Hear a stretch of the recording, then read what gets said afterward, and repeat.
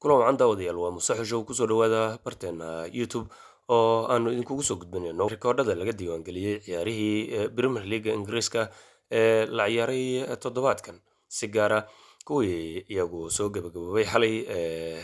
laysku farasaaray 5.29 gool ayaa laga filan karay kooxda Chelsea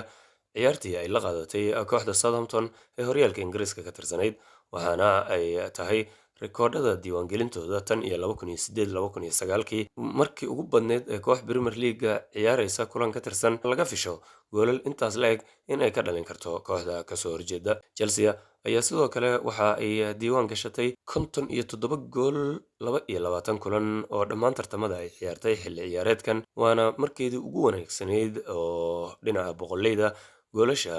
marka lagu qiimeeyo ay iyadu goolal ku dhaliso taariikhdeeda. 2.6 goolal ah ayaa kulankiiba Chelsea laga fili karay marka la fiiriyo ciyaaraha ay ciyaartay oo 22 iyo goolasha ay dhalisay oo 57. Mohamed Salah ayaa dhaliyay caawinna sameeyay 37 kulan oo Premier League ah waxaana uu ka badan yahay ciyaaryahan kasta oo kale oo Premier League ama horey uga ciyaaray ama hadda ku jira. 37 mar ayuu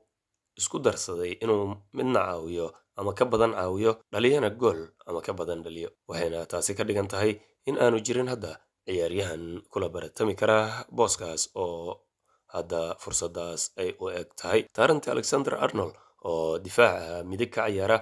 waxa uu caawiyey 61 gool oo caawinaad lugtiisa ka soo baxday ah waxaana uu ka badan yahay ciyaaryahan kasta oo kale oo difaaca ka ciyaara oo caawinaad ka sameeyey horyaalka Premier League Ingiriiska. Isla Mohamed Salah xilli ciyaareedkan 22 kulan ayuu ciyaaray 15 gool waa uu dhaliyey 12 kalena waa uu caawiyey dhammaan tartamada 27 goolal iyo caawin isugu jira ayaanu ka sameeyey 21 kulan oo horyaalka Ingiriiska iyo tartamada kale oo xidigani ka qayb qaatay. Hadda waa gool dhaliyaha ugu sarreeya horyaalka Premier League 13 gool ayuu dhaliyey mid ayuu dheeryahay Haaland oo 12 dhaliyey halka uu booska labaad kaga jiro dhinaca caawinta. Bukayo Saka ayaa ka horeeya isagu 8 ayuu caawiyey. Southampton ayaa waxa ay samaysay 9 qalad oo midkoodba uu ku hogaamiyey in gool laga dhaliyo ciyaaraha Premier League xilli ciyaareedkan waxaana ay hal u jiraan kaliya in ay soo barbareeyaan rikoorkii ugu foosha xumaa ee qalad gool lagu dhaliyo koox ku hogaamiya xilli ciyaareed dhammaystiran waxaana sanadkii u dambeeyey sidaas samaysay kooxda Brentford oo 10 gool khaladaad ay iyagu galeen looga dhaliyey. Manchester United tababaraheeda Robin Amorim ayaa guuldarradiisii ugu horreysay tan iyo December 2023kii isagu la kulmay. Xilligaas waxa uu hogaaminayay Sporting Club Portuguese oo 3-2 guul ah ay ka gaartay kooxda Vitória Guimarães la yiraahdo balse natiijadii uu xalay kala kulmay ciyaartii kooxdiisu ay la qaadatay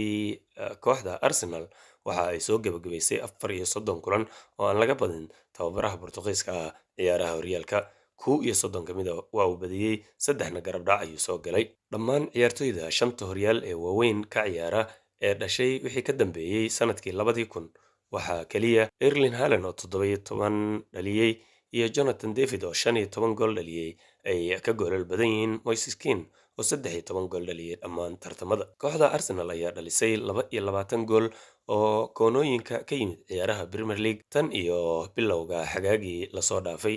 horey 21 ayay u haysatay waana ay kusii dareen. 2 ciyaartooy ayaa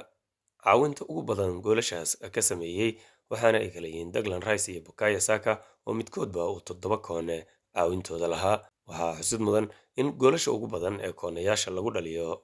ay iyana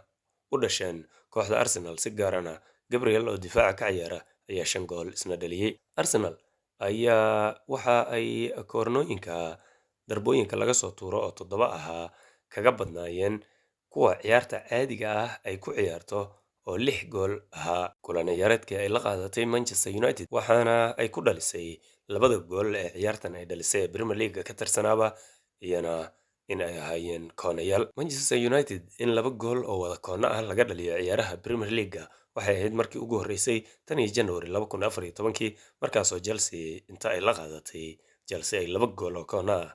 ka dhalisay kooxda Manchester United. Isagaas ayaa ugu dambeeyey wararkii rikoorada laga diiwaangeliyey ciyaarihii Premier League xalay la ciyaaray. waad ku mahadsantihiin daawadayaal la socodkeena waa musuxishow oo idinkaga tegaya nabadgelyo noo subscribe gareeya qaybta youtube